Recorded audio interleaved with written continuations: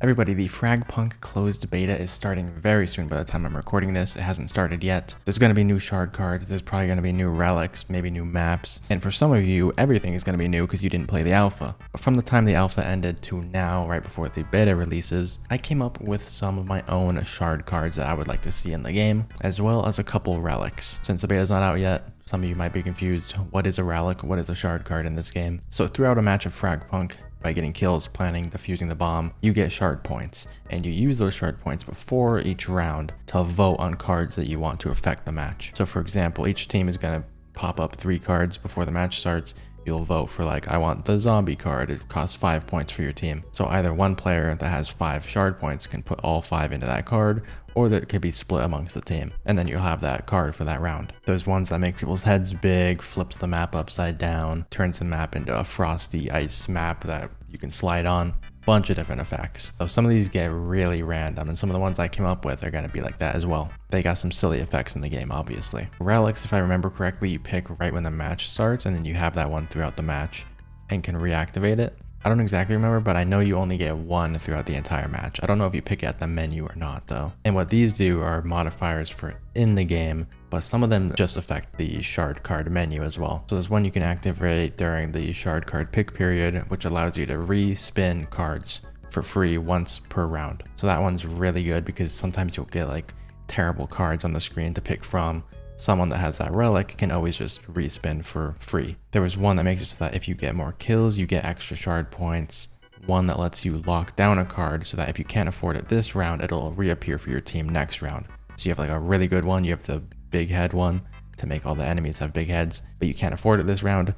That relic would allow you to lock a card once per game, or maybe once per round, I forgot. But yeah, then you'll get it next round and you'll probably be able to afford it. So relics just have game modifiers specifically for like each person. All right, so now that you guys know that information, let's hop into the list of cards and relics that I made. All I came up with was ideas, though I did not make art for these or anything. All right, so this is a really cool one. It's called a SWITCHEROO. This is a shard card, and it's an endpoint one, which means that it upgrades the effect depending on how many points are in it. For example, there's one in the game that's an endpoint that's like 25% more damage for your team per shard point that's in it, up to 5. So these types of shard cards you just invest points into and upgrade the effect as it goes on. But for this one, it would be whoever invests into this one gets that effect. So it's a new type of shard card mechanic, still using the endpoint system. So if you put a shard point into this one, you get this effect for the round, and it's an on-kill effect. So once you get a kill, you swap places with the enemy. But this could be a really fun one. You could imagine someone way down a long lane,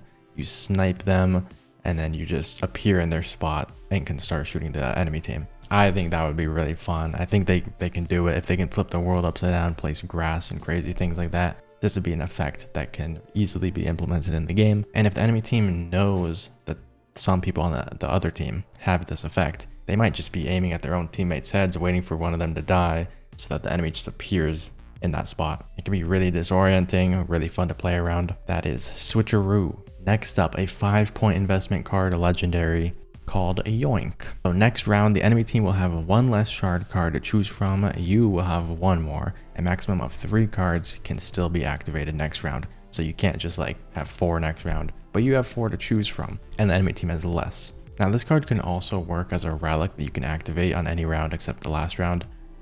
That could be pretty good, but I feel like that would be brought into too many matches, and you definitely have to limit it to only 1 person activating it. Investing 5 points into this, I feel like, is a much better mechanic, and making it like a legendary, really rare thing to pop up. But yeah, kind of a less fun, more competitive shard card. Next up, we got Randomizer. This one I'm surprised isn't in the game yet. They have 73 shard cards that I know of before the beta comes out. This just seems like one you'd come up with right away when the game is in development. But Randomizer, it's an endpoint one as well, gives your team a random card that round. And the endpoint modifier is based on rarity. So you put 1 point into it, you'll get a random common card that round. If your team invests 5 points into it, you'll get a random legendary that round. I don't know why this isn't a thing yet, but I feel like it could spice up the game a little bit. So yeah, that's pretty basic. That's Randomizer. Next up, we got Always on Time. This one is a 3-point investment. Obviously, I don't know balance. They can change that. I'm just coming up with the point values and everything. Once the match begins, every 30 seconds, this card turns into a new card. I think this could be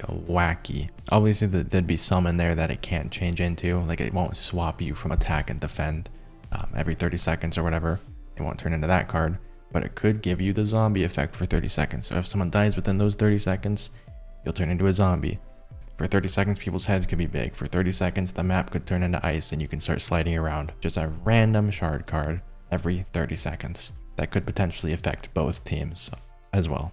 This one is very similar. It is called Transformation. It's a 4-point effect. Every 30 seconds, all players transform into a new Lancer. You can obviously make that just a team effect as well. Make it cost like 5 points or stick with it at 4 points. I think it'd be more fun if the enemy team was changing at the same time. But yeah, every 30 seconds, just turn into a new Lancer. There's only one card, I think, in the game that lets you transform into a new Lancer, which Lancers are the name of the characters, the heroes. But yeah, there's one where you can like pick up the soul of a dead Lancer right now and transform into them and get all your abilities back. And I think you regain all your health as well. So yeah, they have that currently, but I think one that cycles every 30 seconds into a random Lancer could be really fun as well. Next up, surprise this isn't in the game either, but Blood Sacrifice is the name of it. It's a 5-point legendary, and it's a simple effect. Getting a kill revives an ally. I think there's like 4 revive shard cards in the game right now. Some of them you have to hold F on them and revive them. Maybe not 4. There's a few revive mechanics in the game. I'm pretty sure this one doesn't exist. It's crazy that you can just like come up with shard cards like this and it won't seem OP because there are such OP mechanics in this game already that something like this wouldn't be OP at all. Sometimes you'll see the enemy team have big heads and then 200% extra headshot damage and you'll just know that you're losing that round. That happens in this game. It's imbalanced. That's the whole point of the game. But yeah, again, there's already revive mechanics in the game. If you get a certain shard card, people will go down on your team and you can go hold F on them to revive them. This one is a bit different than that. You have to get a kill to revive a random ally. Next up, a 4.1. This is called Statistical Advantage. You deal 100% more damage. Obviously, that number could change if you have a positive KD ratio. I think that'd be really fun. Just reward the people that are doing really good in the match. This could also be one that activates, like it costs 5 points or something, activates for all players in the matches and maybe has a downside for people that are negative in KD. Maybe, I guess the downside is that you don't get plus 100. But yeah, some kind of statistical advantage shard card would be really fun in the game. Just the players that are doing good start doing better or something, I don't know. Next up, a 5-point shard card, One in the Chamber. One in the Chamber, your secondary kills in 1 shot, but only has 1 shot.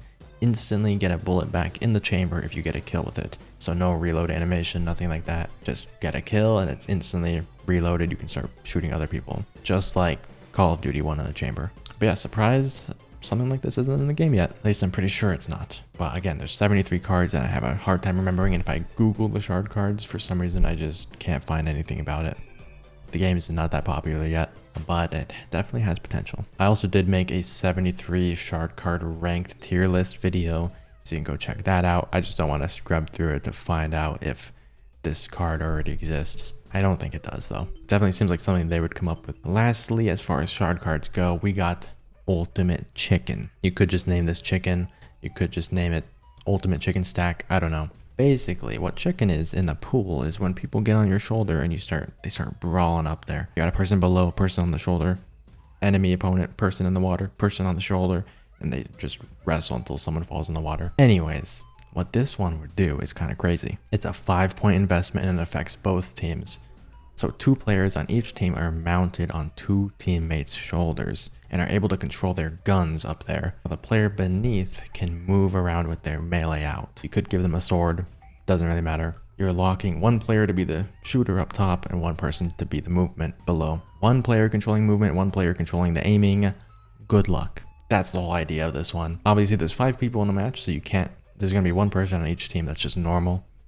There's already cards like that affect the match, but only 1 person gets the item or whatever. There's like one that spawns a scythe into the match. Only 1 player gets it. I've never actually gotten it. So yeah, some cards in the game already do stuff like this that leaves a player out. Ultimate Chicken Stack would do that exact same thing. And honestly, you're probably lucky if you're not put on the shoulders or controlling the movement of someone above you, trusting that they can aim. Now, how health pools would work like this, I think if they kill the person up top, you just become a regular player down below. And vice versa. If they kill the person below, you drop down, get your gun out. So when you see this shard card pop up, you might want to think about, do I buy a gun this round? Do I not buy a gun? Because am I even going to be able to play with a gun? Probably everyone would still buy one, but that would be a very weird card to be in the game. And I don't even know if they have the maps, you know, able to have a double height character. I guess they already have the big head modifier that can like walk through walls and clips into walls and stuff. So they already have like weird model breaking things like that. This would be no different. Now under relics, I've come up with 2 relics here that I think would be really good in this game. Kind of competitive as well. First off, we got one that I don't even have a name for. Activate within 5 seconds of the shard card pick timer to make all shard cards cost 1 more point for the enemy team for this turn. And the relic can only be activated by 1 team member per game. So once someone activates that, it'll black it out on the side so no one else can pick that relic. But the reason you have to activate it within 5 seconds of the shard card timer is because, I mean, if you activate it last second and just nullify all the enemies' shard cards because they didn't invest fully into it, that would be completely broken. So yeah, you gotta activate that right away. You can kind of see their cards for 5 seconds at the bottom, what they have, and if you want to make them cost more, you just activate that. Guess this could be called some kind of like sabotage relic. I don't know. The relics have really weird names. And lastly, the trump card. This relic would allow you to hide a card from the enemy team once per game. They won't know you're playing it this round. So again, if you got something like switcheroo, the thing I came up with, you might want to hide that from the enemy so that they're not aiming at their own teammates' heads ready for you to teleport into their body. You'd also probably want to activate the trump card really quickly so that they don't know what 3 shard cards you're picking from if that mechanic is still in the game. Because in the alpha, you could see the enemy team's shard cards and what they're picking and kind of like counter it with your own cards. But yeah, I think this could be a really fun mechanic. Just them loading into a game with one of your cards hidden. They don't know what's going to happen. It'd be much more beneficial on certain cards. It wouldn't be beneficial on one, like swapping attack and defend probably. Because they're going to load in and see that it's swapped already. Or it might make them pick different weapons and heroes, I guess, if they didn't know they were loading into the attacker side or defender side. But yeah, certain like damage boosting ones or things that give your team a super advantage, you'd probably want to hide for a round. It's hard to make relics that are good because they already have such OP ones like the free reroll on shard cards or the locking one for next round. So these aren't the most like OP mechanics, but I think they'd be fun to use in the game. I'm gonna be playing a lot of FragPunk. Don't know how many videos I'm gonna be making.